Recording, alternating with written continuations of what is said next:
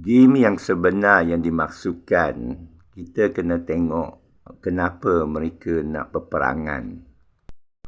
Cuba tanya, kenapa mereka pilih tempat Timur Tengah? Ini kerana mereka tahu di sana ada kekayaan minyak. Itu saja. Kenapa mereka memerangi Iraq semasa September 11? Padahal Iraq tak terlibat dalam pengeboman dua menara di New York dan Pentagon. Kenapa Syria tengah berperang sekarang? Jawapannya ialah di timur laut Syria penuh dengan minyak. Mereka sudah kehilangan minyak untuk Eropah apabila Rusia berperang dengan Ukraine. Dan Iran masih payah sangat untuk ditawan buat masa ini. Mereka perlu cari alasan untuk menyerang tempat yang kuat minyak. Dan Syria setelah berapa tahun peperangan, tetapi Hafiz al-Assad tidak jatuh kerana dia disokong oleh puak Rusia dan Iran di sebelah barat Syria. Jadi NATO dan Amerika Syarikat adalah bidak papan catur elit, tuan kapitalis, orang yang di belakang segala media dan penaja untuk menghisap darah, daging, kewangan dan sumber dunia. Mereka telah buat revolusi di Libya, yang saya pernah pergi Libya sebelum dan selepas perang, kaya dengan gas dan minyak. Pernah saya pergi Benghazi, Universiti Benghazi, yang gurun pasir aja, lebih kurang setahun 2 tahun sebelum perang. Ya. Dan saya tanya rektor universitas sana, berapa besar universiti kamu? Dia kata 1,000 kilometer. Dalam pasir, saya tengok 1,000 kilometer lagi besar daripada Semenanjung, Malaysia. Ya. Dan saya kata, apa ada kat universiti ini? Dia tunjuk ke bawah tanah, bawah pasir, gas. Libya, cuba cek berapa banyak minyak dan gas. Itu sebab dia dibelasah, padahal Gaddafi telah pergi kepada Bangsa Bersatu dan menyerah. Kata, periksalah negara saya. Tidak ada WMD, tidak ada senjata membahaya. Ya? Dia harus dibunuh.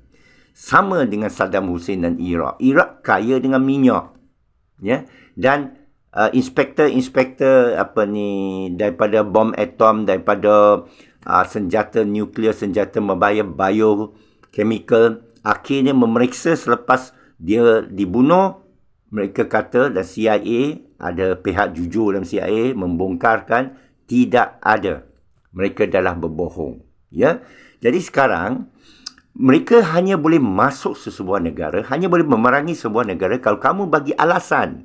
Katakan Malaysia, tiba-tiba ada gas yang amat besar di Selat Melaka. Dia akan cari alasan bagaimana dia membeli negara kamu. Ya? Dia bagaimana dia boleh memberi tarikan dengan harta tata wanita, sogok pemimpin negara. Ya? Buat perjanjian. Dan kalau kamu tolak, dia akan memerangi kamu. Dia akan cucuk gerakan, katakan Kesultanan Melaka kembali, nak bebaskan diri supaya dia boleh hantar tentera dia. Seperti di Sabah ada kekayaan kan, dia cucuk orang Sulu bagi serang Lahad Datu. Di China dia cucuk orang Uyghur pergi buat pembebasan. Di Rohingya Myanmar pun sama, di Afghanistan pun sama. Jadi yang dia di Syria ini dia tak dapat. Kerana di Laut Mediterranean pun kepunyaan Syria. Banyak gas, Syria tak mau. Ya?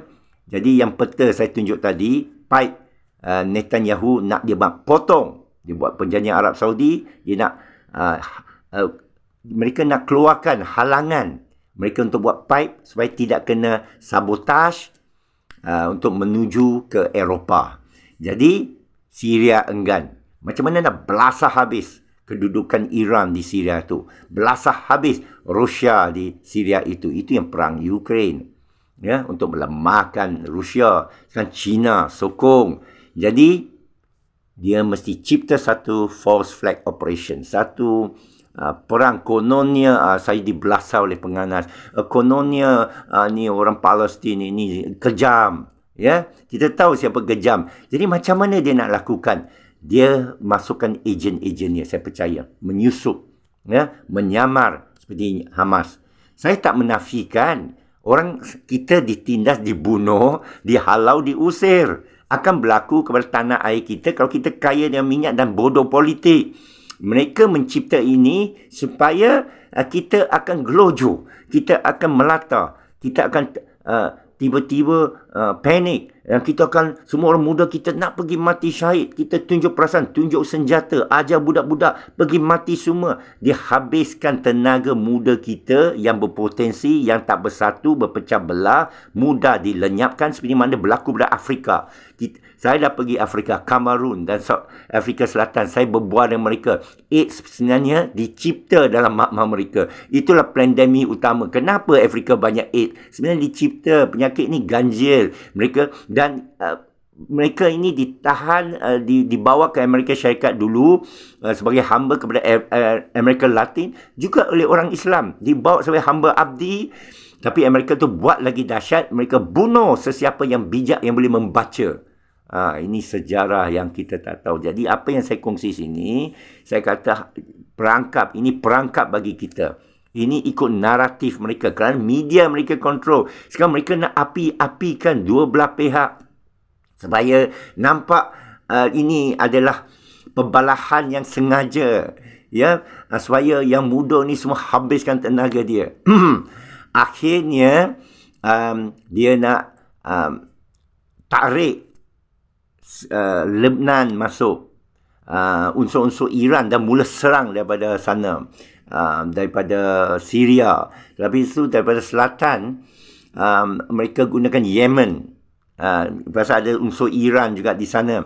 Akhirnya mereka nak serang Iran tu, mereka nak alasan saja. Cuba tembak satu biji peluru daripada Iran. Cuba tembak satu peluru pepandu daripada Iran. Cuba awak hantar satu paraglider daripada Iran untuk jadi alasan untuk kita belasah kamu habis-habisan. Sama juga katakan saya kata di Selat Melaka. Dia buat alasan, awak cuba hentam kapal saya. Kapal saya tengah lalu. Macam di Pearl Harbor. Awak ambush saya. Di Twin Tower September 11 New York. Mereka biarkan dia berlaku. Yang saya kata berlaku di Israel tu, yang kononnya Hamas 8 jam dikatakan, mereka katakan penyerang Hamas ni boleh duduk dalam Israel, boleh tangkap wanita, boleh tangkap askar Israel. Sengaja mereka bagi tangkap, bawa balik ke Gaza. Mereka tak kisah tentang nyawa manusia sebenarnya. Mereka nak alasan untuk serang kamu habis-habisan, nak lenyapkan kamu. Mereka nak buat pipe untuk gas, bawa minyak ke apa, pergi ke Eropah. Kekayaan bagi mereka. Jangan jadi umpan bidak mainan mereka. Berfikir bersatu. Bila kita betul bersatu, lenyap musuh. Masalahnya kita tak taat kepada perintah Allah. Watasimu bihablillahi jami'aw wa la tafaraku. Dan ayat dalam Hujurat, inna mu'minuna ikhwan. Kita semua adalah bersaudara. Tapi kita bukan bersaudara. Kita dengki, kita tengok kulit bangsa, lidah bangsa kita. Kita bangga. Itu semua kerja syaitan. Kita dah jadi iblis syaitan. Pemimpin kita di atas pun sama. Lebih daripada syaitan. Sapu khazanah negara. Fikir untuk diri mereka hanya menunggang orang di bawah. Menunggang bangsa. Menunggang agama. Ya, guna label, tengok cara hidup mereka. Kaya raya tuan-tuan. Jadi kita umat Islam, kita berdoa tapi kita tahu dan kita sedar jangan dimainkan. Kita bersatu, kita berjemaah, ya. Dan pemikiran saya dah kata tentang Dajjal akhir zaman, Imam Mahdi turunin Nabi Isa pun satu gerakan daripada Yunani, Nasrani, Yahudi untuk melamahkan kita supaya kita tak bergantung kepada Allah lagi.